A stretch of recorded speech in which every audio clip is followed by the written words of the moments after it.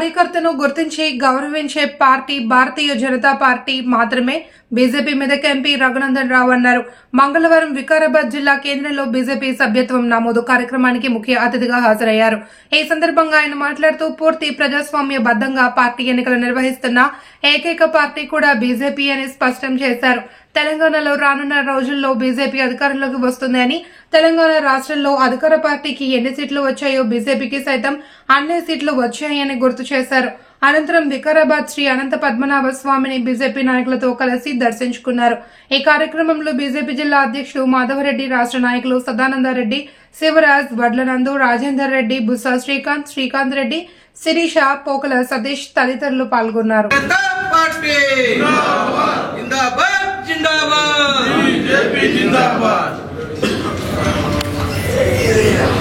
అలాగే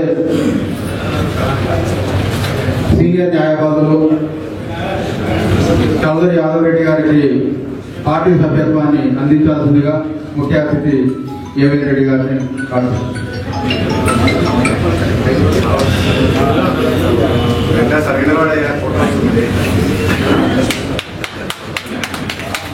నరేంద్ర మోదీ గారి నాయకత్వం, నరేంద్ర మోదీ గారి నాయకత్వం. వివిధ విభాగాల నుంచి కూడా మెంబర్షిప్ ఇవ్వాలని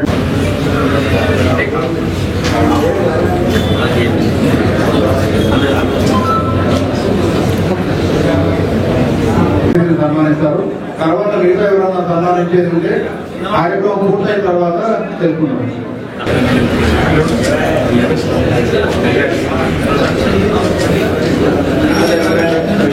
రాములు గారు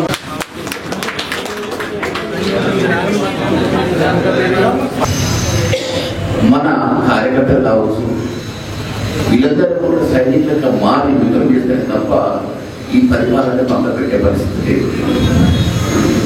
తెలంగాణ రాష్ట్రం ఏర్పడిన తర్వాత ఉన్నటువంటి 28 రాష్ట్రాలలో తెలంగాణ రాష్ట్ర పరిస్థితి తక్కువ, కానీ ఆదాయం కూడా చాలా ఎక్కువ. ముఖ్యంగా దాంట్లో 65% వచ్చేసి ఇన్కమ్ వచ్చేసి మన జనరల్ దగ్గర వస్తుంది. ఇటువంటి రాష్ట్రాన్ని ఎక్కడికో తీసుకుపోసినటువంటి ప్రభుత్వాలు ఆర్థికంగా చిత్తకొట్టేసేసి అప్పుల రాష్ట్రాల మీద మార్చాయి. గత ప్రభుత్వం చేసినటువంటి తప్పుల్ని మళ్ళీ ఇదే ప్రభుత్వం అదే పంతాలు నడుస్తున్నది.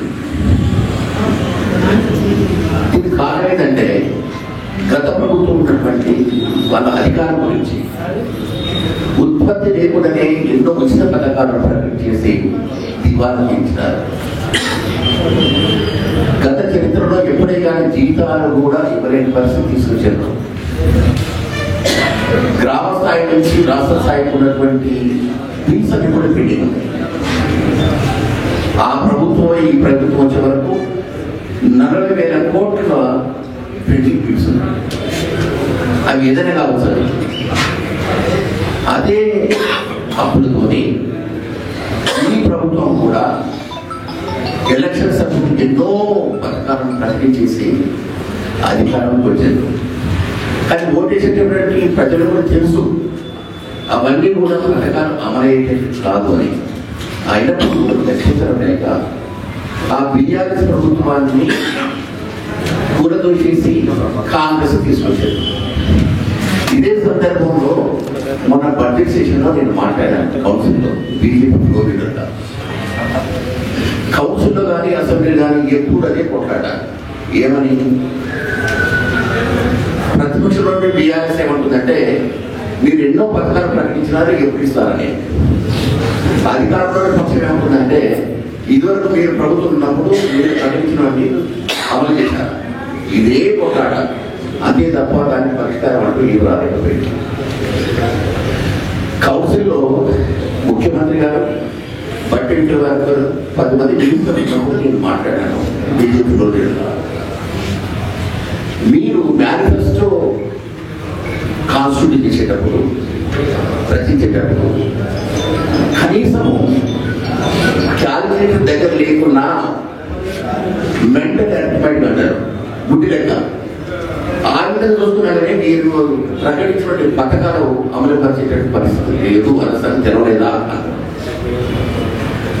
ఎగ్జాంపుల్ ఏమన్నాను 40,000 కోట్ల పెండింగ్ బిల్స్ ఉన్నాయి వాటి ప్రస్తావన బడ్జెట్ ఎక్కడ లేదు బడ్జెట్ ప్రస్తావన ఎక్కడ లేదు దాని తోడు ఏమన్నారంటే ఉన్నత విద్య అభ్యసించే వాళ్ళకు ఒక్కొక్కరికి 5 లక్షల రూపాయలు భరోసా ఇస్తారు ఉన్నత విద్య అభ్యసించే వాళ్ళు ఎవరంటే ఎక్కడికి స్టార్ట్ అవుతుందంటే ఇంటర్మీడియట్ స్టార్ట్ అవుతుంది లెక్క చూసుకుంటే అప్రాక్సిమేట్గా అంటే ఉజ్జాయింపుగా 7 లక్షలు ఉంది 7 లక్షలు ఇంటూ 5 లక్షలు అంటే ఎంత అవుతుందంటే 35,000 కోట్ల రూపాయలు అవుతుంది నిరుద్యోగ యువతకు వచ్చేసి ఒక్కొక్కటి 4,000 రూపాయలు అన్నారు ఏ ఎగ్జామినేషన్ కండక్ట్ చేసిన లక్షల మంది ఎగ్జామినేషన్ కంపేర్ అవుతున్నారు వాళ్ళందరికీ ఒక్కొక్కరికి 4,000 రూపాయలు నిరుద్యోగ వృద్ధి అంటే ఎన్ని వేల కోట్ల రూపాయలు అవుతుంది మహిళలకు వచ్చేసి 2,500 రూపాయలు అన్నారు ఇవన్నీ కూడా లెక్కలు కట్టకుండానే మీరు వచ్చేసి మేనిఫెస్టోలో కాన్స్టిట్యూట్ చేసినారా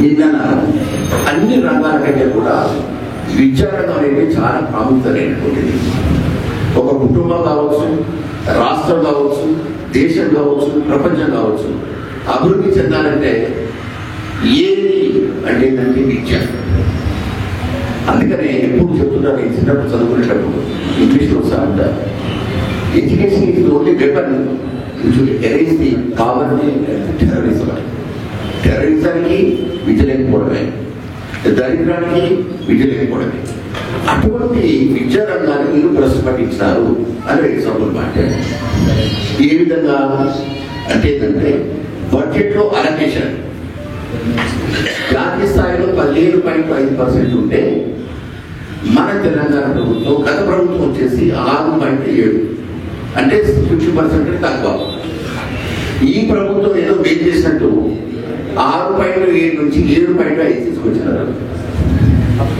7.5లో మన బడ్జెట్ 2,91,000 బడ్జెట్లో వాటా ఎంత వస్తుందంటే 21,000 రూపాయలు వస్తుంది కోట్లు ఆ 20,000 కోట్లలో జీత బడ్జెట్కే పోతుంది వాటర్ స్ట్రక్చర్ ఏంటి ఇన్ఫ్రాస్ట్రక్చర్ ఏంటి ఎక్కడ జరుగుతుందా కూడా ఈ విధంగా లెక్క పెట్టుకుంటూ పోతుంటే వాళ్ళు ఎవరంటే సంక్షేమ పథకాలు అమలు చేస్తున్నాం ఏంటి ఆ సంక్షేమ పథకాలు అంటే ఉచిత బస్సు మహిళలు అంటే మహిళలు ఏమనుకోవద్దంటే నేను అన్నాను ఏ ప్రజలు కానీ ఉచిత పథకాలు కావాలని రోడ్డు మీదకి వచ్చినారా వాళ్ళు అడిగింది ఏది నాణ్యమైనటువంటి విద్య వైద్యం ఈ రెండింటికి పెట్టినటువంటి సంక్షేమం ఏది లేక సమాజంలో ఆ రెండింటి మీరు ప్రశ్నపట్టించినారు ఇక్కడ ఎట్లా అంటే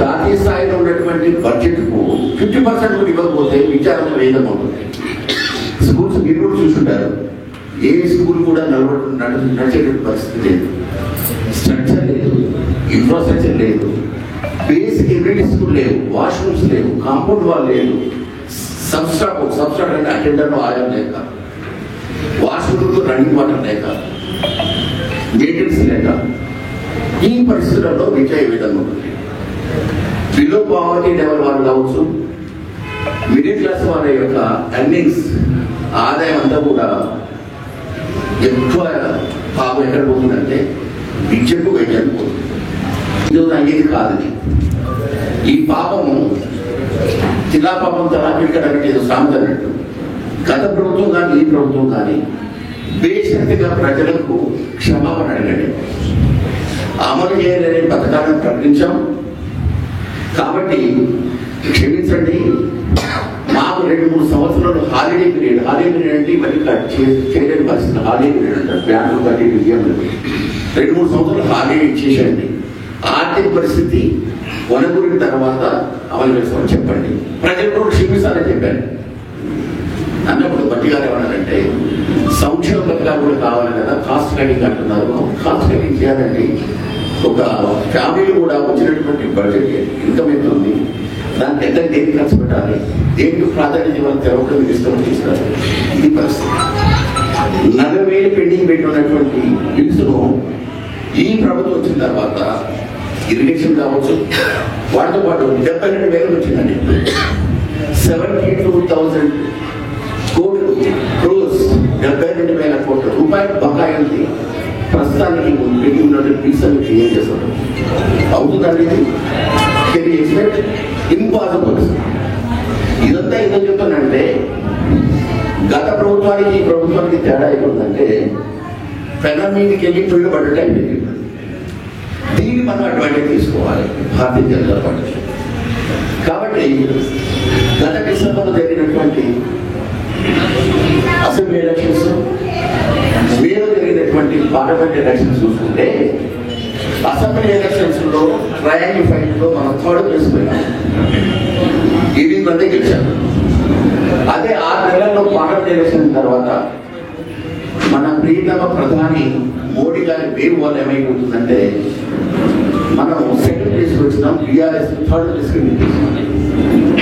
ఒక్క సీట్ కూడా గెలవడం చేసినాం. ఈ 6 నెలలనే ప్రజలలో బీజేపీ ప్రేమదని కాదు.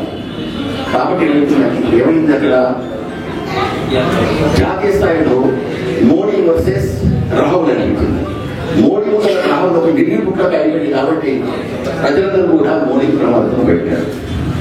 ఇప్పుడు మనం చేయాల్సిన పని అయితే, రేపు జరగబోయేటువంటి ఎలక్షన్ ఆల్రెడీ వాళ్ళే కావాల్సింది. డిసెంబర్ వస్తే 1 year అయిపోతుంది. ఏ ఎలక్షన్స్ అప్పటికప్పుడు మనం ఫైట్ చేసింది కాదు. వచ్చే ఎలక్షన్స్ ఇప్పటికీ మనం సన్నద్ధం అవ్వాలనుకున్నప్పుడు ఫస్ట్ మనం గెలిచింది అంటే మెంబర్షిప్ డ్రైవ్. మెంబర్షిప్ డ్రైవ్ చేసేటప్పుడు గుడ్డిగా పోకుండా భారతీయ జనతా పార్టీ ఉన్నటువంటి క్షేత్రాల్లో ఏ పార్టీ విద్యార్థులకి వస్తాం, ఏబీపీ ఉంది. ఉపాధ్యాయులకు వస్తాం, తప్పనిసరి ఉంది. తెలంగాణ ప్రాంత ఉపాధ్యాయ సంఘం, అధ్యాపకులకు, ఆచార్యులు అంటే హైయర్ ఎడ్యుకేషన్ లో ఏబీఆర్ఎస్ ఉంది, కిసాన్ మోర్చా ఉంది, యువ మోర్చా ఉంది, మహిళా మోర్చా ఉంది. ఇన్ని విభాగాలు ఏ పార్టీ లేవు. ఇన్ని విభాగాలను మనం యాక్టివేట్ చేయాలి. అది స్ప్రెడ్ అవుతుంది. అటు కాకుండా గుడ్డిగా పోకుండా అనేది ఒక విషయం. దీనివల్ల ఏమవుతుందంటే, రేపు జరగబోయేటటువంటి లోకల్ బాడీస్ ఎలక్షన్స్ అనేది వెరీ వెరీ ఇంపార్టెంట్. ఎందుకంటే ఎక్కడికైనా బేస్ మూలాలకి వస్తుంది, గ్రామానికి వస్తుంది, పట్టణానికి వస్తుంది, తర్వాత రాష్ట్రానికి వస్తుంది. రేపు జరగబోయేటటువంటి లోకల్ బాడీస్ ఎలక్షన్స్ వచ్చే అసెంబ్లీ ఎలక్షన్ కు సెమీఫైనల్ యాక్టివ్. రేపు మనము మొన్న జరిగినటువంటి పార్లమెంట్ ఎలక్షన్స్ లో 8 మంది పార్లమెంట్ అభ్యర్థులు గెలిస్తే, వాళ్ళ పరిధిలో ఉన్నటువంటి అసెంబ్లీలను లెక్క పెట్టుకుంటే, మెజారిటీ చూసుకుంటే 63 మంది 63 నియోజకవర్గాలలో మనకు ఏడొచ్చింది. అంటే ఇదే పరిస్థితి మన జరిగిన అసెంబ్లీ ఎలక్షన్లు జరిగింటే ఇప్పుడు 1 ఎలక్షన్స్ మనమే ప్రభుత్వాన్ని ఏర్పరిచేవాళ్ళం. కాబట్టి అదే పరిస్థితిని మళ్ళీ కొనసాగించాలి. మనం ఎప్పుడే కానీ లోకల్ బాడీ ఎలక్షన్స్ అంటే మీకు తెలుసు, నాకు తెలుసు, మనం నిజం మాట్లాడాలి. కాబట్టి రూలింగ్ పార్టీ వైపే ముగ్గుతుంది. వేరే కారణాలు ఏదైనా కానీ ఆ రూలింగ్ పార్టీకి పోటీగా భారతీయ జనతా పార్టీ ఉండాలి. మొన్న జరిగినటువంటి పార్లమెంట్ ఎలక్షన్స్ లో బీఆర్ఎస్ ఏమైతే 3rd ప్లేస్ ఎక్కడికి నెట్టేసినామో, అదే పరిస్థితి రేపు జరగబోయేటటువంటి లోకల్ బాడీ ఎలక్షన్ లో కొనసాగిస్తేనే వచ్చేటటువంటి జనరల్ ఎలక్షన్ లో బీజేపీ పార్టీ, భారతీయ జనతా పార్టీ అధికారం వస్తుంది అనే దానికి ఇది నిదర్శనం. కాబట్టి దాన్ని మనం ఉద్దేశం పెట్టుకోవాలి. దానికి వచ్చేసి ఏంటంటే, డెమోక్రటిక్ సెక్టర్లో ఆస్పిరెంట్స్ చాలా మంది, కానీ ఎవరికి అవకాశం వస్తుంది. దానికి ఎన్నో సమీకరణలు ఉంటాయి. అవన్నీ పక్క పడేసేసి భారతీయ జనతా పార్టీ రావాలనుకున్నప్పుడు, భారతీయ జనతా పార్టీ ఎందుకు అంటే అధికారం వచ్చేది కాదు, హిందుత్వ భావజాలను కాపాడేటటువంటి ఏకైక పార్టీ భారతీయ జనతా పార్టీ. జాతీయ సమైక్యతను కాపాడేటటువంటి పార్టీ ఏకైక పార్టీ భారతీయ జనతా పార్టీ. ఎందుకంటే మన గత చరిత్రలో పుటల్లో తిప్పేసేస్తాయి. 30 pages of previous history. 600 సంవత్సరాలు ఎవరు పాలించారండి? 400 సంవత్సరాలు ముస్లిమ్స్, 200 సంవత్సరాలు యూరోపియన్స్, బ్రిటిషర్స్ వాడతారు. దాని కారణం ఏంటిది అంటే వాళ్ళు ఒకటే సూత్రాన్ని అనుకున్నారు. అడిగినారు బ్రిటిష్ ఎంత ఉంది, మన ఇండియాలో ఎంత బాగా వస్తుంది, ముస్లిమ్స్ ఎంతమంది ఉన్నారు పాపులేషన్. వాళ్ళు నమ్ముకున్న సిద్ధాంతం ఏంటంటే united minority wins over the divided majority. Majority ఉన్నటువంటి హిందువులలో విభజన వస్తే మైనారిటీ ఉన్నటువంటి వాళ్ళందరూ యూనిట్ అయిపోయి అధికారంలోకి వచ్చినారు. అటువంటి పరిస్థితి మళ్ళీ తిరిగి రాకూడదు. మన అఖండ భారతదేశం యొక్క యూనిటీని, ఇంటిగ్రిటీని కాపాడేటటువంటి బాధ్యత పార్టీ భారతీయ జనతా పార్టీ. భారతీయ జనతా పార్టీ అంటే ఎవరు? కార్యకర్తలు, ఓటర్స్, మీరందరూ కూడా ఎంతో కష్టపడి చేసింది తప్ప అది నిలబెట్టుకోవడం కష్టం. ఈ బాధ్యత అంతా కూడా మనందరం తీసుకోవాలి. రేపు వచ్చే ఎలక్షన్స్లలో ఘంటాపథంగా చెప్తున్నాను, ప్రజలలో I come across with various thoughts of the people. BRS మీద వ్యతిరేకత రావడానికి 6 సంవత్సరాలు పట్టింది. అదే కాంగ్రెస్ మీద వ్యతిరేకత రావడానికి 6 నెలలు పట్టింది. ఈ పరిస్థితులలో వారు ఎన్ని వేషాలు వేసినా కానీ they cannot satisfy the public. కాబట్టి దీన్ని మనము అందిపుచ్చుకొని వాళ్ళు ఏం ప్రామిస్ చేసినారు, ఏమి అమలు చేసే పరిస్థితులు ఉన్నారు, ఏది అమలు చేయలేని పరిస్థితులు చూసుకొని ప్రజలను తీసుకుపోవాలి. మనం ఇప్పటికీ దానికి ఈ విషయాలని కూడా ప్రజల యొక్క మైండ్లో రిజిస్టర్ చేయాలి. ఆ బాధ్యత ఎవరు తీసుకోవాలంటే మనం తీసుకోవాలి. కాబట్టి ఒక నాయకులు సరిపోదు, కాబట్టి మెంబర్షిప్ డ్రైవ్ చేసుకోవాల్సిన బాధ్యత మనకు ఉంది. కాబట్టి ఆ మెంబర్షిప్ డ్రైవ్ గురించి కూడా కేంద్ర ప్రభుత్వం ఇచ్చినటువంటి ఆదేశాలు ప్రతి ఒక్కరిని కూడా ఇన్వాల్వ్ చేసింది. నేను ఇప్పుడు 33 జిల్లాలలో ఎక్కడికి తిరిగాను. దీనికి అంటే ఏంటంటే ప్రజలలో కానీ ఖ్యానంలో కానీ అవేర్నెస్ తీసుకురావాలి. సో ఈ కార్యక్రమంలో ప్రతి ఒక్కరు కూడా మీకు తెలుసు ఎన్రోల్మెంట్ ఏ విధంగా చేయాలని సరే WA00002024 అనేటువంటి ఉంది. ఆ విషయాన్ని మీ అందరికీ తెలుసు, మరి నేను ప్రత్యేకంగా చెప్పవలసిన లేదు. నేను ఒకటే అంటున్నాను, మీరందరూ కూడా ఈ ప్రాంతం ఆ ప్రాంతం ఇది రిజర్వేషన్ ఉందా ఇల్లున్న సమస్యనే కాదు. To safeguard interest of the India, అఖండ భారతదేశం యొక్క యూనిటీ, దేశ సమగ్రతను కాపాడాలనుకున్నప్పుడు, హిందుత్వ భావజాలను కాపాడాలనుకున్నప్పుడు మనమందరూ కూడా ఈ యువకులకు, విద్యార్థులు కావచ్చు, మన పిల్లలు కావచ్చు, వాళ్ళ మైండ్లోకి రీసెర్చ్ చేసుకుని భావిస్తున్నాను. ఎందుకంటే వాళ్ళు చెప్పాలి, ఒకప్పుడు హిందువులు ఎక్కడెక్కడో ఉన్నారు చూసుకుంటుంది, కానీ ముస్లిమ్స్ అయితే వచ్చేసిందంటే మన దగ్గర కౌన్సిల్ ఉంటే హ్యాపీగా ఉన్నారు. సోదరుడు మాధవరెడ్డి గారు, వేదిక మీద ఉన్నటువంటి భారతీయ జనతా పార్టీ ఆత్మీయ కుటుంబ సభ్యులు, సీనియర్ నాయకులు, ఈ జిల్లాని అగ్రపథంలో నడిపించడానికి ప్రయత్నం చేస్తున్న గౌరవ భారతీయ జనతా పార్టీ వివిధ హోదాల్లో పనిచేస్తున్న పెద్దలకి, వేదిక ముందున్నటువంటి సోదరిమణులకి, భారతీయ జనతా పార్టీ ఆత్మీయ కుటుంబ సభ్యులకి, ప్రింట్ ఎలక్ట్రానిక్ మీడియా మిత్రులకి, భారతీయ జనతా పార్టీ సభ్యత్వ నమోదు కార్యక్రమంలో మేము పాల్గొంటాం, మా జిల్లాని అగ్రపథంలో ఉంచుతామనేటువంటి ఒక మంచి లక్ష్యంతో ఈ కార్యక్రమంలో పాల్పంచుకుంటున్న మీకు అందరికీ కూడా శిరస్సు వంచి తెలంగాణ రాష్ట్ర భారతీయ జనతా పార్టీ శాఖ పక్షాన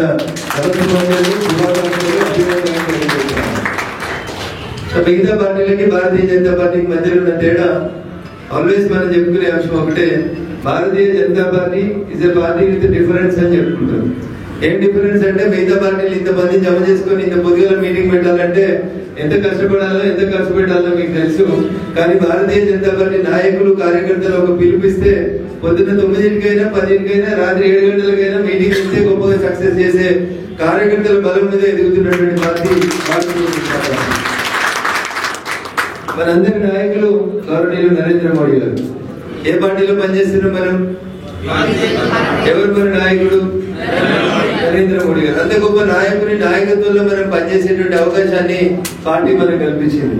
సరే, కొందరికి బాధ్యతలు పెద్దగా ఉండొచ్చు, కొందరికి బాధ్యతలు తక్కువ ఉండొచ్చు, కొందరు ఈ వైపు ఉండొచ్చు, కొందరు ఆ వైపు ఉండొచ్చు, కొందరు ఆ వైపు ఉండొచ్చు. కానీ సర్కిల్ తిరుగుతుంటది, భూభ్రమణం తిరిగినట్టు మన కార్యకర్తలలో అనేక మంది అటు నుంచి ఇటు వస్తారు, ఇటు నుంచి ఇంకొంచెం ఎదుగుదలకు అవకాశం ఉంటే ఎదిగిపోతా ఉంటారు. అట్లా కార్యకర్తలను గుర్తించి గౌరవించేటువంటి పార్టీ ఒక భారతీయ జనతా పార్టీ మాత్రమే. మన పార్టీలో ప్రతి 3 సంవత్సరాలకి మండలాధ్యక్షుడు, బూత్ అధ్యక్షుడు, శక్తి కేంద్రం ఇన్ఛార్జి, జిల్లా అధ్యక్షుడు నుంచి మొదలుకొంటే తెలంగాణ రాష్ట్ర అధ్యక్షుడు, తమిళనాడు శాఖ అధ్యక్షుడు, ఆల్ ఇండియా భారతీయ జనతా పార్టీ అధ్యక్షుడు దాకా అన్ని చోట్ల కూడా ఎన్నికలు జరుపుకొని పూర్తిగా ప్రజాస్వామ్యబద్ధంగా పార్టీ నడిపించేది ఎవరైనా ఉన్నారంటే అది కేవలం భారతీయ జనతా పార్టీ. సో సభ్యత్వం గురించి నేను డీటెయిల్స్ మాట్లాడదలుచుకోలేదు. నాకంటే ముందు మాట్లాడిన గౌరవ శాసన మండలి సభ్యులు ఏవిఎన్ రెడ్డి గారైనా, వేదిక మీద ఉన్న పెద్దలందరైనా 8800002024 గురించి మొదలుకుంటే చౌరస్తాలలో టెంట్ ఎట్లా వేయాలి, ప్రతి బూత్లో 200 సభ్యత్వం ఎట్లా చేయాలి, క్రియాశీల సభ్యత్వం ఏం చేయాలి, లింక్ వస్తే దాన్ని ఎట్లా డౌన్లోడ్ చేసుకోవాలి, దాన్ని ఎట్లా ప్రింట్ చేయాలనే విషయాల్లో నాకంటే మైక్ ఇస్తే అడిగికున్నోళ్ళు ఇంకా బాగా మాట్లాడతారని నేను సంపూర్ణంగా నమ్ముతా. ఎందుకంటే నరేంద్ర మోడీ గారు సభ్యత్వం ప్రారంభించిన 1వ తారీఖు రోజే తెలంగాణ ఈ దేశంలో 2వ స్థానంలో సభ్యత్వం తీసుకుంటే అర్థం చేసుకోవాలి. అంటే మనోళ్ళు ఎంత స్పీడ్ ఉన్నారనేది అర్థం చేసుకోవాలి. అయితే కొన్నిసార్లు కొన్ని ఇష్యూస్ వల్ల అధికారంలో తెలంగాణలో భారతీయ జనతా పార్టీ రాకపోవడం అనేది మనందరి దురదృష్టంగా బాధాకరమైనటువంటి ఇన్సిడెంట్ గా భావిస్తూ ప్రతిసారి ఎన్నికలు ముగియంగానే 2019 ఎన్నికలు ముగియంగానే 24లో గెలుస్తామని చెప్పడం అలవాటు చేసుకున్నాం, 24లో అయిపోగానే 29లో గెలుస్తామని చెప్పడం అలవాటు చేసుకున్నాం. ఎందుకంటే మనిషి ఆశాజీవి కాబట్టి ఇలా కాలేదని డిసప్పాయింట్ కాకుండా కనీసం రేపన్నా మంచి చేద్దాం అనేటువంటి ఒక లక్ష్యంతో పనిచేసుకుంటూ ముందుకు పోతాం. 2024లో జరిగినటువంటి పార్లమెంట్ ఎన్నికలు ఈ రాష్ట్రంలో భారతీయ జనతా పార్టీ కూడా అందరికంటే గట్టిగా అధికారంలోకి రావడానికి అవకాశం ఉన్న కాంపిటీటర్ గా 2024 ఎన్నికలు నిరూపించినాయి. అధికారంలో ఉన్న కాంగ్రెస్ కి ఎన్ని పార్లమెంట్ సీట్లు వచ్చినాయో అధికారంలో లేనటువంటి భారతీయ జనతా పార్టీ కూడా ఎమ్మెల్యేలు 8 వస్తే ఎంపీలను కూడా 8 మందిని ఇచ్చి తెలంగాణ ప్రజలు మన పార్టీ పట్ల విశ్వాసం. అయితే పొరపాటు ఎక్కడ జరుగుతుంది, ఎక్కడ మనం సరిదిద్దుకోవాలనే విషయంలో దయచేసి బూత్ అధ్యక్షుడి దగ్గర నుంచి మొదలుకుంటే అందరం కూడా ఆలోచన చేసుకుంటే నా వల్ల ఏం జరుగుతా ఉంది, నా వల్ల పార్టీకి లాభం జరుగుతుందా నష్టం జరుగుతుందా అనేది దయచేసి ఎక్కడ వాళ్ళు అక్కడే ఆలోచించుకోవాలి. అందరు చెప్తున్నారు మే 13 మా కోసం మీరు పనిచేసిర్రు, మే 13 మేము గెలవాలని మీరు శ్రద్ధగా ప్రయత్నం చేసిర్రు, మీ శక్తి ఎంత ఉంటే అంతకంటే ఎక్కువ ప్రయత్నం చేసి ఎంపీలను గెలిపించారు. ఇలా ఎంపీల బాధ్యత ఇటువైపు నుంచి అటువైపు షిఫ్ట్ అయింది. మా కోసం పనిచేసిన కార్యకర్తల్ని స్థానిక సంస్థల ఎన్నికలలో గౌరవ ప్రజాప్రతినిధులుగా గెలిపించుకోవడమే మా ముందున్నటువంటి మొదటి కర్తవ్యం.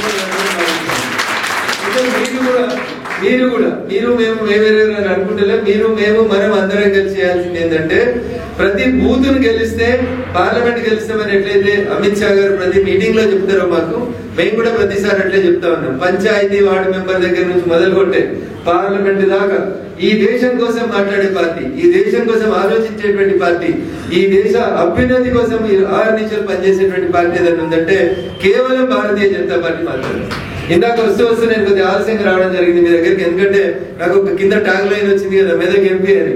ఊర్లోకి వెళ్ళి మా వాళ్ళందరూ వస్తుంటారు పాపం, వాళ్ళందరినీ డిస్పోజ్ చేయకుండా వచ్చిన నడువురు నిలగొట్టలేక నేను వచ్చడానికి 1 గంట ఆలస్యం అయింది, మన్నించాలి ఆలస్యానికి. వచ్చి ఇందాక కార్లో పేపర్ చదువుతుంటే ఆయన అమెరికాకు పోయి మాట్లాడుతున్నాడు భారతదేశం గురించి. ఎవరైనా ఎవరు దానికి ఏం తెలియదు. అమెరికాలో పక్కన ఎవరు కూర్చున్నారో చూసిన ఇప్పుడే పేపర్ వీడియో ఓపెన్ చేసి రింగ్ రోడ్ దిగినాక మీ దగ్గరకు వచ్చినప్పుడు అసలు వికారాబాద్ పోతున్నాం కదా, ఏం మాట్లాడదాం, వికారాబాద్ మంచి చెడ్డలు ఏంది, దేశం ఏముంది అనేది 2 నిమిషాలు చదువుదామని పేపర్ చదువుకుంటూ వచ్చిన. వస్తూ ఎవరు నాకు తెలిసిన ఒక రిపోర్టర్ మిత్రుడికి ఫోన్ చేసిన, ఏమున్నదన్నా మా వికారాబాద్ అంతా వికారమే చేసి ఈ జిల్లాలో ఈ పక్కే తీసుకుపోయి షాబాద్ని వచ్చి ఆదాయం వచ్చే షాబాద్ని అవతల కలిపారు. 15 నిమిషాల ఆటోలో టమాటాలు తెచ్చి వికారాబాద్ లో అమ్ముకునే శంకర్పల్లిని తీసుకుపోయి కొంగల్ కళలో కలిపారు. ఒక ఆయన 1200 ఎకరాలు అమ్ముకున్నాడు, అన్నో పార్టీ తమ్ముడోని పార్టీ. ఈ జిల్లాకు వచ్చి ఏం మాట్లాడుతామన్నా మాట్లాడేదానికి ఏముంది, మా జిల్లాలో అన్ని అవస్థలు ఏమున్నాయి ఏం చెప్పిండు ఒక విలేకరు మిత్రుడు. పోయినసారి ఎప్పుడో ముఖ్యమంత్రి ఉన్నప్పుడు ఒక ఆయన వచ్చిందండి చంద్రశేఖర్ రావు ఆయన వచ్చి మస్తు మాట్లాడిండట మీ ఊరు గురించి. ఏం మాట్లాడిండు, అనంతగిరి కావా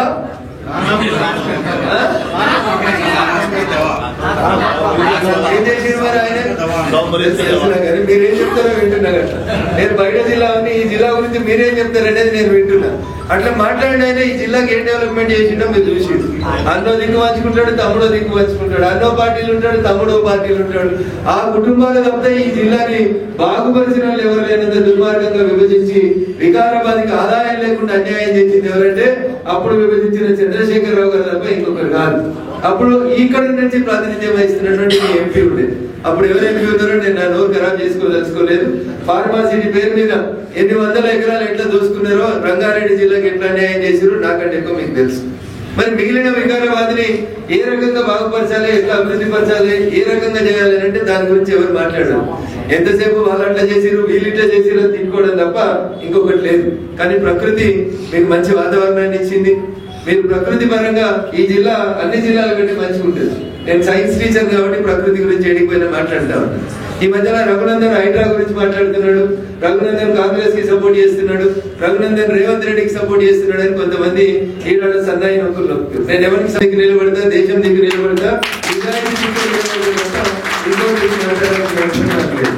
అనంతగిరి కొండల్ని ధ్వంసం చేసి ఆడ కూడా విల్లాలు కట్టి, ఆడ కూడా చెరువులు, నాలాలు, కబ్జాలు, కొండ మీదకి వచ్చే నీళ్ళ గడ్డ చేయడం, నీళ్లు కడితే దాన్ని కూడా కొట్టుమని చెప్తారు. ఈ పార్టీ ఆ పార్టీ వీళ్ళ వాళ్ళ నాకేం తేడా ఉండదు, తరతమ భేదాలు ఉన్నాయి నాకు. సైన్స్ ఏం చెప్పింది, మన వయనాడు ఎందుకు కొట్టుకుపోయింది, పార్లమెంట్ నడుస్తుంటే తెల్లారేసరికి వయనాడు ఇట్లా కొట్టుకుపోయింది అని చూసినాం టీవీలలో. ఎందుకు కొట్టుకుపోయింది? ఇట్లా గుంటలకి గుంటలకి అడ్డంగా కింద నీళ్లు పోయే చోట, జాలు వారే చోట అడ్డంగా ఎవరిని ఇష్టం ఉన్నట్టు వాడు కడితే ఏమైతుంది? ఏమైంది? పంచభూతాలకి ఆపే శక్తి ఇంకా మంచికి రాలేదు. వచ్చిందా? పంచభూతాలను ఎవరు కూడా ఆపలేరు. ఒక్కసారి గాలి గట్టిగా వీస్తే ఏమైతుందో మీరు అందరు చూస్తారు. చాలా రేకుల చెట్లు ఎగిరిపోతాయి, పెద్ద పెద్ద వడ వృక్షాలు కొట్టుకుపోతాయి. నీళ్లు గట్టిగా బయటకు వస్తే ఉత్తరాఖండ్ లో చూసినాం మనం, కేదార్నాథ్ దేవాలయం పోతే చూసినాం మనం. పెద్ద పెద్ద బిల్డింగ్లు, ఇసొంటి బిల్డింగ్లు సెల్లార్లతో సహా ఊడ్చినాయి. నీళ్లు ఊడ్చినాయా ఊడలేదా? అందుకని సైన్స్ టీచర్ గా నేనేం చెప్తున్నా అంటే, ప్రకృతికి విరుద్ధంగా పనిచేసినాడు ఎవడైనా ఆ ప్రకృతి పంచభూతాలలో కలిసిపోయాడు తప్ప గొప్పగా ఎవడు ఎదగలేదు. అతీతం కాదు. ఎవరి పేరు చెప్పదలుచుకోలే, ఎవరి గురించి వ్యక్తిగతంగా మాట్లాడదలుచుకోలేదు. అందుకని దయచేసి మనం ఈ దేశం కోసం, ధర్మం కోసం మాట్లాడుతుంటే రాహుల్ గాంధీ పోయి అమెరికాలో నిన్న మాట్లాడాడు భారతీయ జనతా పార్టీ గురించి, తెలుగు భాష గురించి కూడా మాట్లాడాడు రాహుల్ గాంధీ. తెలుగు గురించి కూడా రాహుల్ గాంధీ మాట్లాడి ఇంతకంటే చెప్పు. రాహుల్ గాంధీకి భాషల గురించి అవగాహన ఉంది.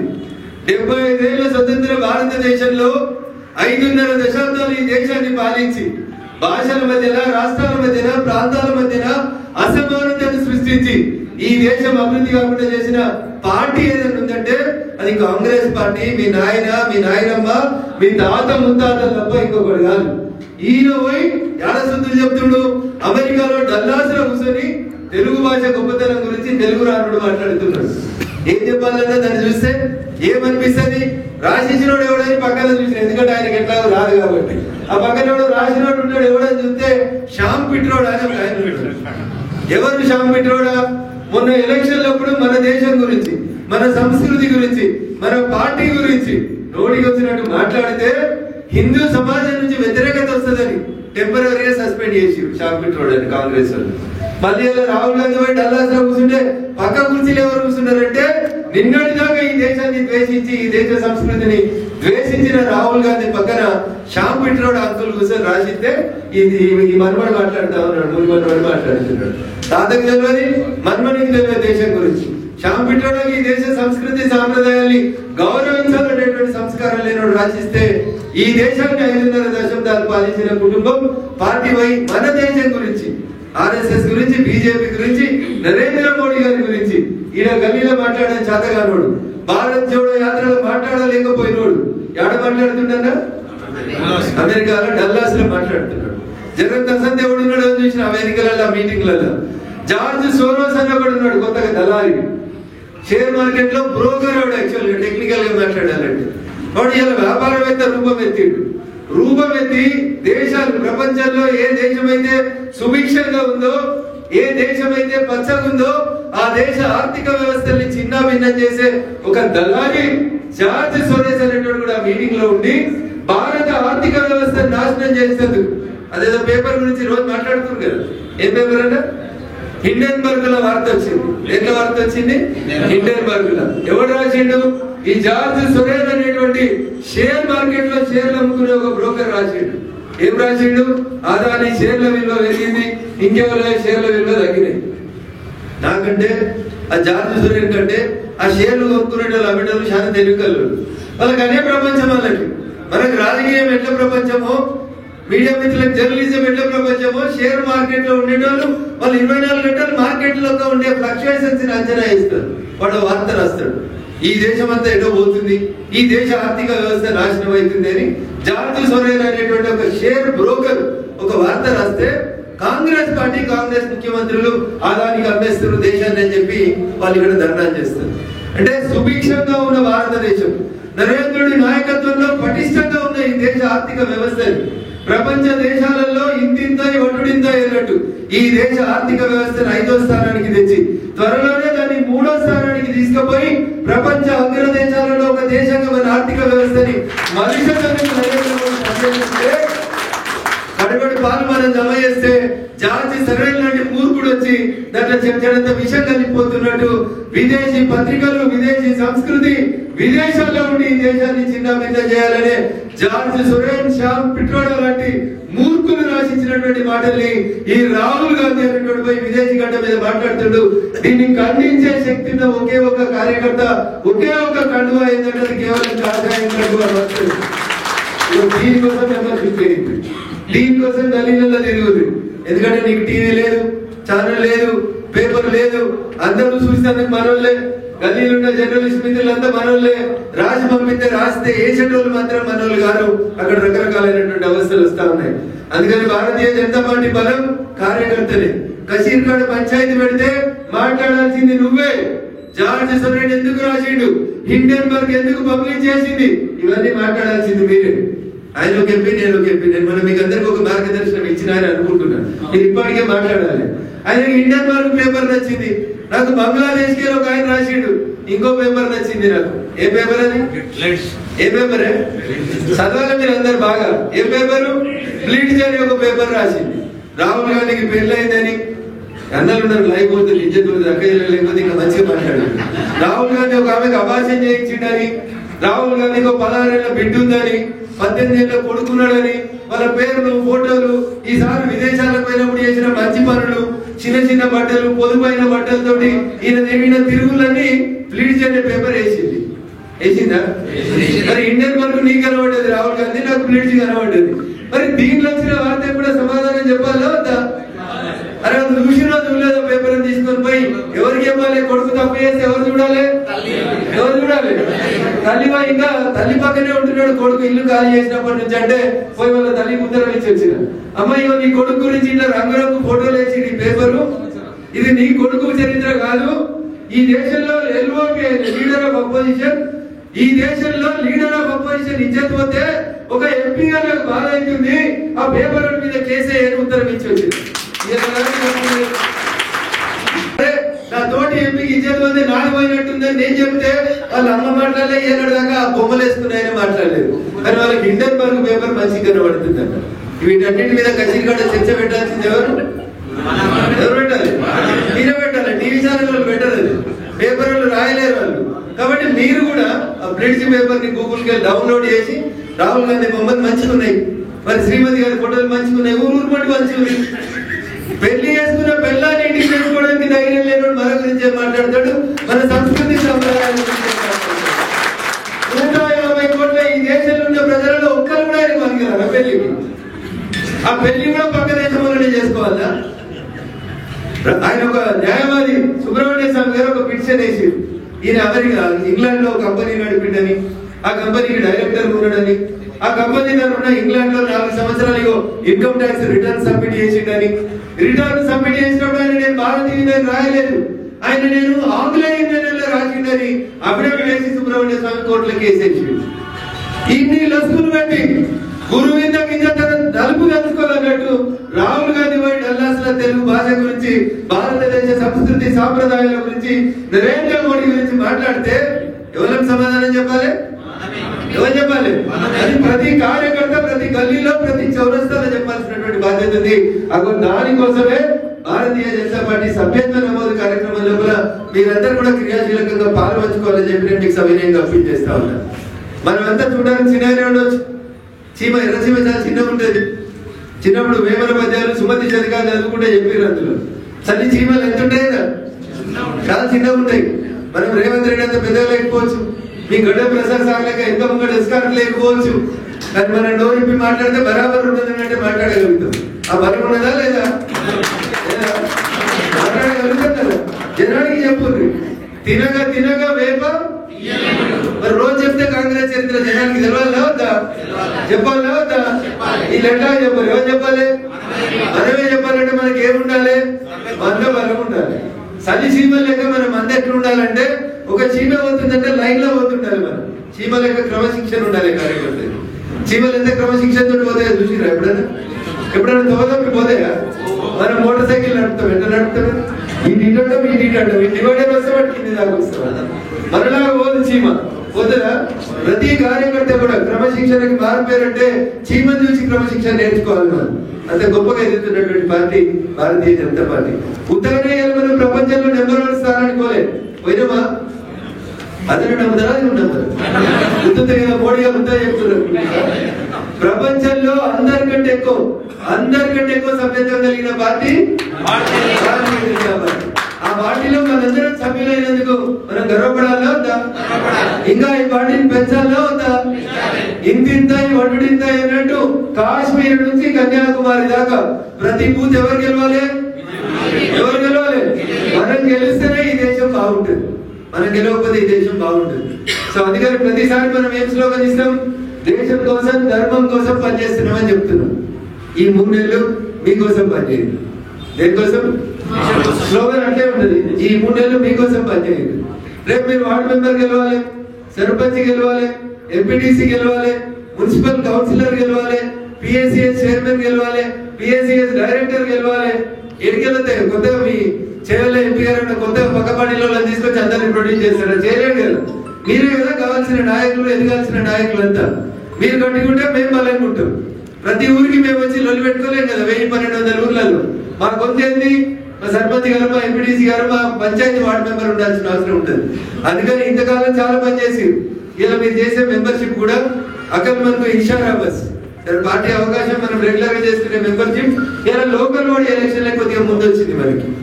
ఒక మున్సిపాలిటీ, ఒక వార్డు మెంబర్, ఒక పంచాయతీ మెంబర్, ఒక సర్పంచ్, ఒక ఊరు తీసుకుంటే పెద్దగా 2500 ఓట్లు ఉన్నాయి అనుకోరు. ఒక పంచాయతీలో ఒక బూత్ లో ఎంత సభ్యత్వం చేయాలి మనం? పార్టీ 200 చెప్పింది. నాకు సర్పంచ్ కావాలని ఉంది, నేను రెడీ చేయాలి 300 చేయరు, 500 ఎన్ని చేయాలి? 300 చేయాలి. అకల్ మనకు ఇషారా బస్, అకల్తో చేయరు. 2500 ఓట్లు ఉన్నాయి మీ ఊళ్ళో. ఎంతమంది పోటీ చేస్తారా సర్పంచ్ కి? దానికి పార్టీ లేదు, గుర్తు లేదు, అవునా? అయినా ఒక ఆయన కాంగ్రెస్, ఒక ఆయన బీజేపీ, ఒక ఆయన బీఆర్ఎస్, ఒక ఆయన టిఆర్ఎస్, ఒక ఆయన లెఫ్ట్, ఒక ఆయన రైట్, ఒక ఆయన ఎంఐఎం. ఎంత లేదన్నా ఒక 4-5 అయితే సర్పంచ్ కి పోటీ చేస్తారు. చేస్తారు కదా, 5 చేస్తారు. 2500 ఓట్లు ఉన్నాయి మీ ఊర్లో. ఎన్ని రావాలి నీకు? 800 వస్తే చాలా ఎక్కువ గెలుపుతావు. ఎంత అంటే మంచి మెజార్టీ తోటి గెలుస్తావు. 800 వస్తే 800 రావాలంటే నేనేం చెప్తున్నా నీకు? 300 మందికి సభ్యులు చేయమంటున్నా. ఎంతమంది? 300. కష్టమా? మస్తు కష్టం. యోగనుకుంటురా 300 మందిని మాట్లాడాలంటే మనం పక్కింటి తోటే మాట్లాడాలి కదా. నేను సభ్యత్వం చేయమని అడగమైనాడు. మనం అడుగుతాం, అడుగుతారా? అడగదు. అడగాలంటే అలకగా అవుతుంది పని. మా ఇంట్లో ఎన్ని ఓట్లు ఉంటాయి? తక్కువ 2 ఉంటాయి, ఎక్కువ అంటే 4 ఓట్లు ఉంటాయి. ఎంత చిన్న కుటుంబం అయినా 4 ఓట్లు ఉంటాయి. మా ఇంట్లో 4 అయినాయి.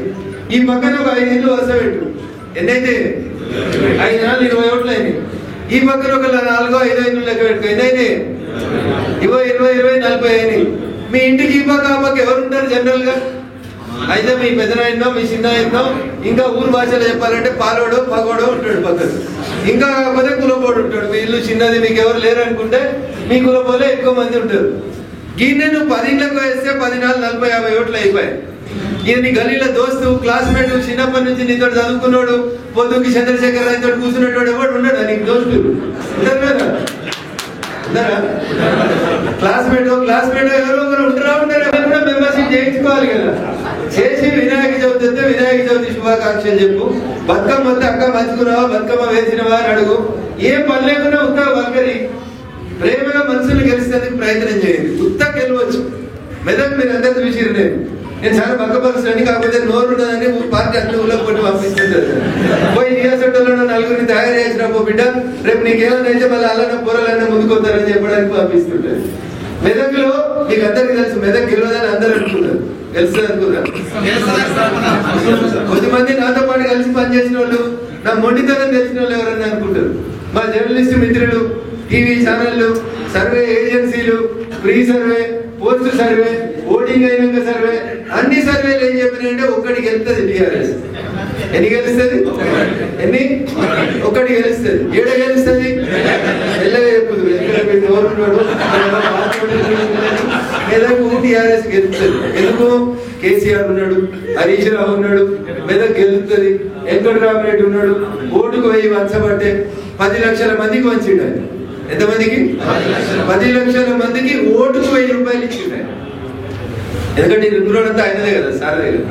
రింగ్ రోడ్ ఇంట్లో వంక తిరిగింది పాప లెక్క అంటే వెంకటరామరెడ్డి కాలు పెట్టిండని అంటారు. ఆయనకి ఆడ నచ్చితే ఆడ దోసుకుంటూ పోయినట్ల దాదాపు 500 ఎకరాల భూములు కొన్నాడు ఆయన. ఆయన కోటుకు 1000 రూపాయలు పెద్ద లెక్క కాదు, 250 కోట్లు ఖర్చు పెట్టిండు ఆయన. సో జనం ఏమనుకుంటారు, జనరల్ గా ఆయనే గెలుస్తాడు అనుకుంటారు. కానీ ఈసారి ఇట్లనే మా మెదకులు ఇంకా మీకంటే బక్కపలిసే ఉన్నారు. మీరు జనంతా అదంగా కనబడుతుంది. మా దగ్గర అంతా బక్కపలిసే, కానీ గట్టిగా అనుకున్నాం మేము. రఘునందన్ గెలిస్తే భారతీయ జనతా పార్టీ గెలిచినట్టు, మా రఘన్న గెలిస్తే ఢిల్లీ దాకా మా గొంతు పోతుందని కష్టపడితే కార్యకర్తల కష్టపడి వాడు 250 కోట్లు ఖర్చు పెడితే కూడా కార్యకర్తలందరూ కాలు పట్టగడ కూడా గెలిపించి మెదక్ గెలిచినప్పుడు గెలుస్తుందనుకున్న వేరే సీటు కొని ఆగమాగమైంది. ఎందుకు?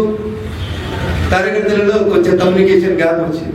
అందుకని నేను మీకు ఏం చెప్తున్నా అంటే, మీ క్లాస్మేట్స్, మీ ఫ్రెండ్స్, చిన్నప్పటి నుంచి మీతో తిరిగిన వాళ్ళు, వాళ్ళని మీరు కరెక్ట్ ఒక 10 మందిని ఎన్నుకొని మనిషికి ఒక 10 మంది చొప్పున ముందు టీం తయారు కండి.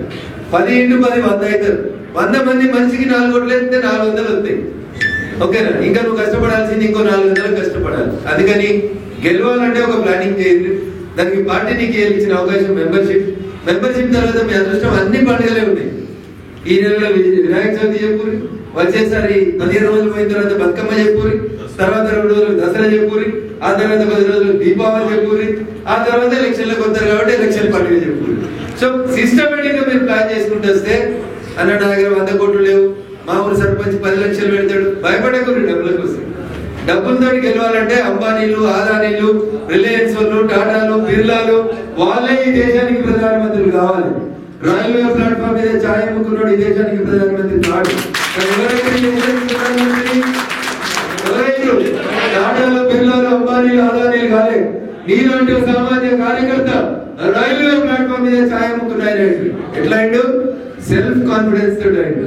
ఈ దేశానికి ప్రధానమంత్రిని కావాలనేటువంటి ఒక లక్ష్యాన్ని పెట్టుకొని ముందుకు పోయింది కాబట్టి అయిండు.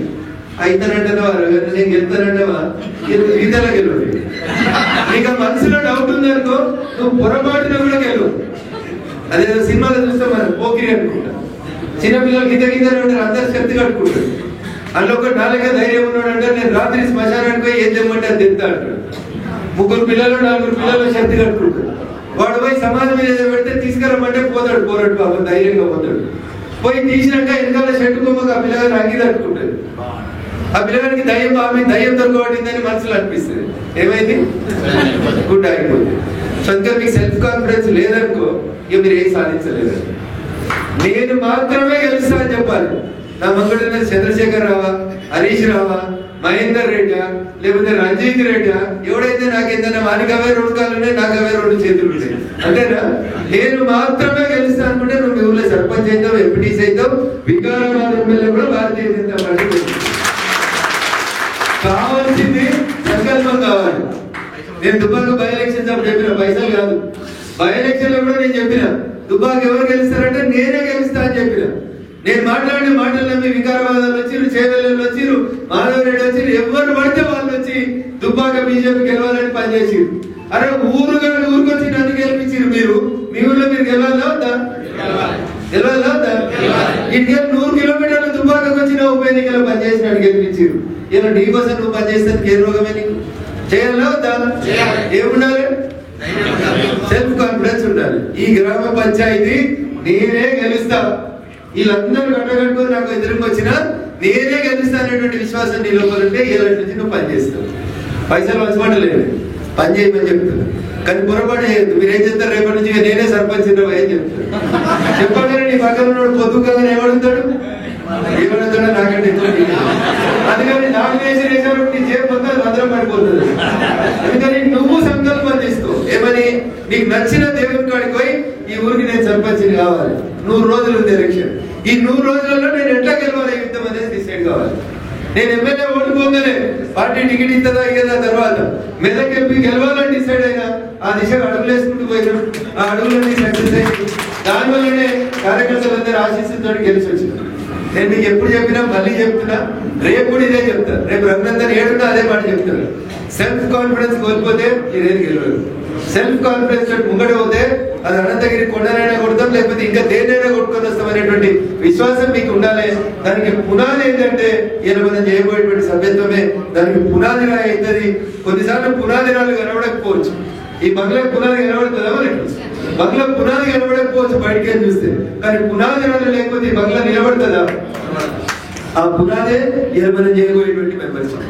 అందుకని మీరు వికారాబాద్ ఎమ్మెల్యే మనం గెలవాలి.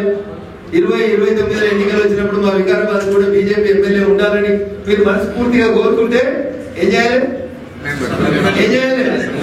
పక్కూరు కోరి ఇల్లు కోరి ఆడుకోరి ఏం అడుగుతారో లేదు. మీరున్న ఊర్లో ఛాయదాయక ఓడలు కూడా నిలిచిన పరిచయం ఉన్నారు, 4 ఉన్నారు. అన్న ఫోన్ అని చెప్పు, పిలువు, మెంబర్షిప్ చేయించు, ఫామ్ నింపు. ఎందుకు భయపడతారు?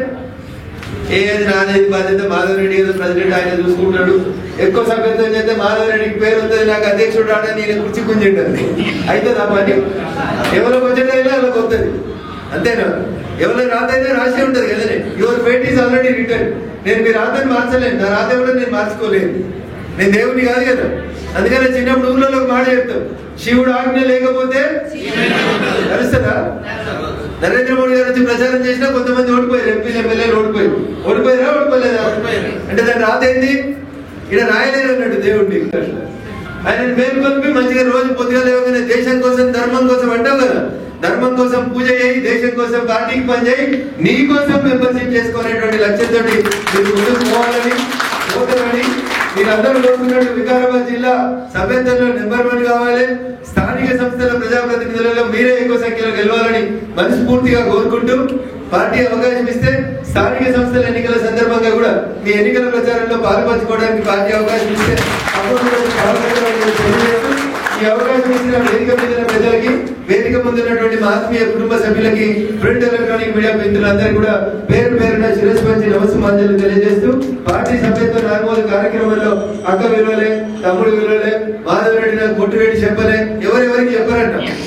యుద్ధంలో ఎవరెవరికి చెప్పరు, యుద్ధంలో అందరం సైనికులమే.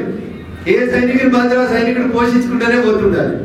అంతేగాని మాధవ్ రెడ్డి వస్తేనే టెంట్ వేస్తాం, మాధవ్ రెడ్డి వస్తేనే సభ్యత్వం నమోదు చేస్తామని అంటే ఇబ్బంది అవుతుంది. అందుకని దయచేసి అర్థం చేసుకొని సభ్యత్వ నమోదు కార్యక్రమంలో మేము ముందు ఉండాలని కొట్టాడదామా వద్దా?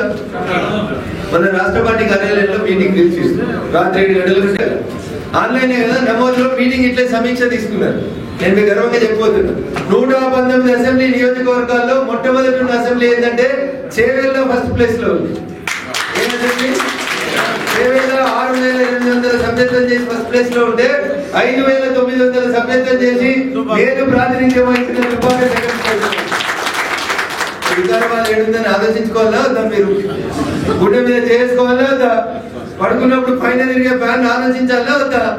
అరే మేమెందుకు ఎదుకున్నాం, వికారాబాద్ ఏడుందని కొట్లాడాలా వద్దా?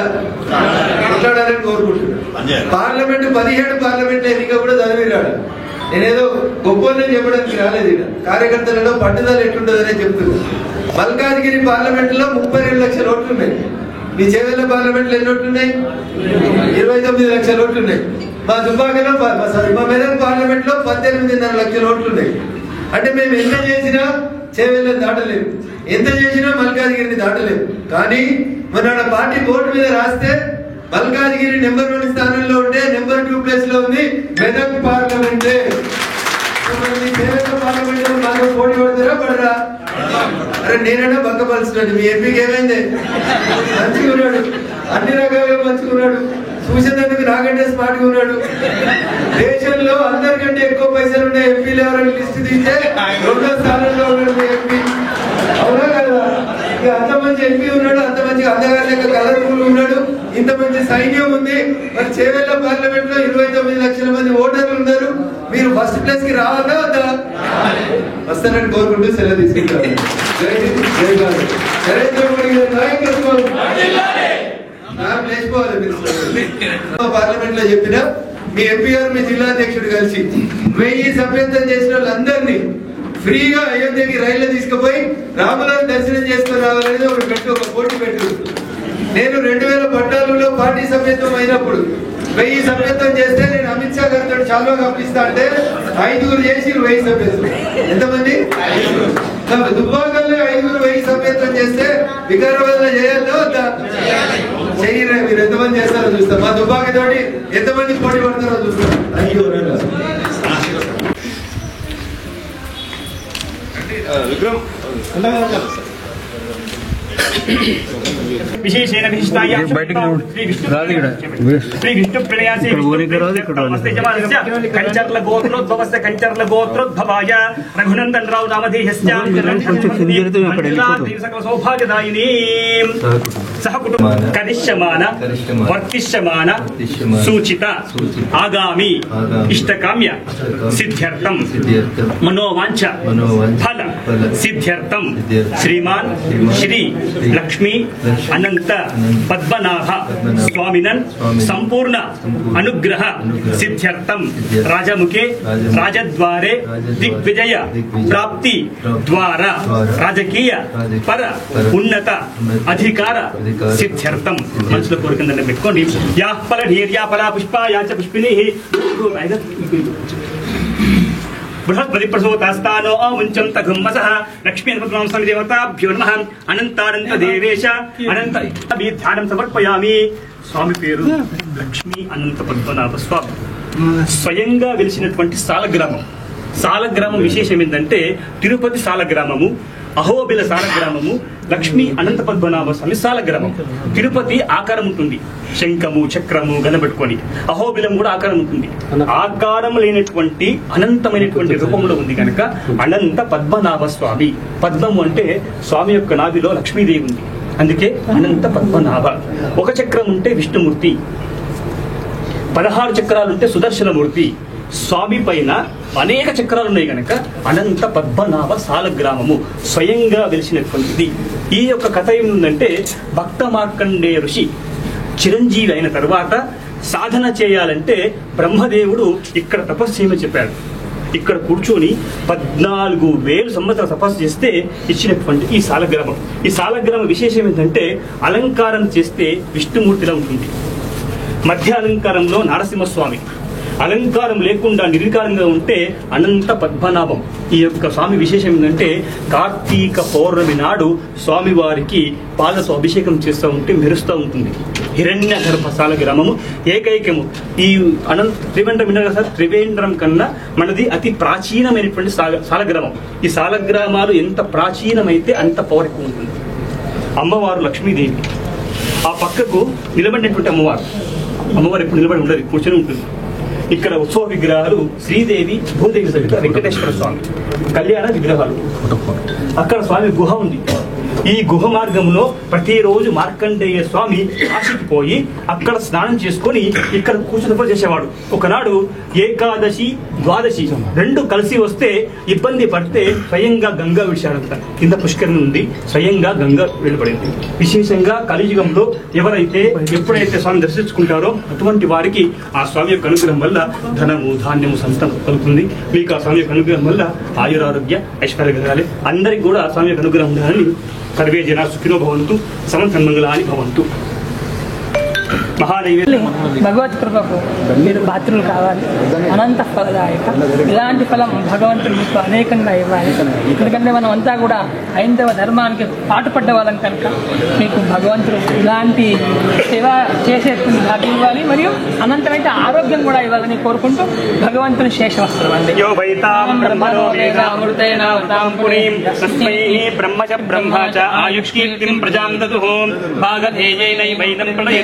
ब्राह्मण आश्रय बुद्धरेत वैतां देवताभ्यो नमः शतमानं भवति शतायुः पुरुषेन्द्रिय आयुष्येवेन्द्रिये प्रतिष्ठति रोचनो रोचमानशोभनशोभमानः कल्याणः अस्य यजमानस्य कञ्चर्लगोत्रम् उद्भवस्य रघुनन्दनराव नाम्न्याः करुणपत्नी मञ्जुलसौभाग्यदायिनीं सह कुटुम्बानां सपरिवाराणां क्षेमस्थैर्य धैर्य वीर्य विजयाभय अर्हन्तु अनुगृह्णन्तु तथास्तु अस्य यजमानस्य मनोवाञ्छफलसिद्धिमहन्तु अनुगृह्णन्तु तथास्तु